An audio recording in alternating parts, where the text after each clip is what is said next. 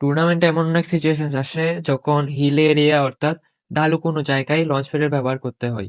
সিচুয়েশনটা হতে পারে রোটেশনের সময় এবং জোন এন্ট্রি নেওয়ার সময় অথবা এসকেপ করার সময় এই লঞ্চ প্যাডের ব্যবহার করতে হয়। সো সেক্ষেত্রে আমরা একটি ট্রিকের মাধ্যমে খুবই সহজে লঞ্চ প্যাডের ব্যবহার করতে পারি। এর জন্য আমাদের প্রয়োজন হবে শুধুমাত্র একটি গ্লুয়াল। সো যে জায়গায় লঞ্চ প্যাডের ব্যবহার করবো ওই জায়গায় সবার আগে একটি গ্লুয়াল বসাতে হবে। দেন ওই গ্লুয়ালের উপরে আমরা যদি দাঁড়িয়ে লঞ্চ প্যাডটা বসাতে চাই, সো একটা কর্নার থাকে গ্লুয়ালের, ওই কর্নারে আমরা খুবই সহজে লঞ্চ প্যাড বসাতে পারবো। লঞ্চ প্যাড বসানোর পর আমরা খুবই সহজে লঞ্চ প্যাড ব্যবহার করতে পারবো।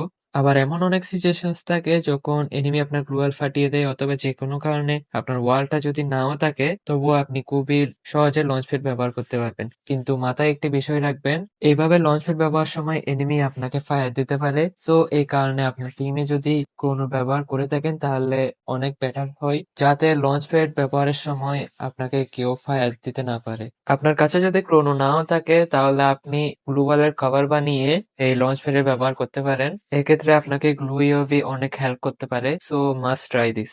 বোনাস টিপস হিসেবে আপনি ট্রাই করবেন যে এই লঞ্চ প্যাডটা মাটির পাশেই প্লেস করার, যাতে ব্যবহার করা আরো সহজ হয়। সো ট্রিকটা যেহেতু জেনে গেছেন তাহলে এক্ষুনি আপনার টিমমেটদের মেনশন করে দেন যাতে তারাও এই ট্রিকটা সম্পর্কে জানতে পারে, কারণ এট দি এন্ড আপনার টিমমেটদের সাথেই আপনি টুর্নামেন্ট খেলবেন। সো কমেন্ট বক্সে অবশ্যই জানিয়ে দিবেন এই ট্রিকটা কেমন লাগছে। সো আজকে এই পর্যন্তই। এমনই আরো টিপস এন্ড ট্রিক পেতে এখনই ফলো দিয়ে রাখতে পারেন আমাকে। সো আজকে এই পর্যন্তই। Thanks for watching.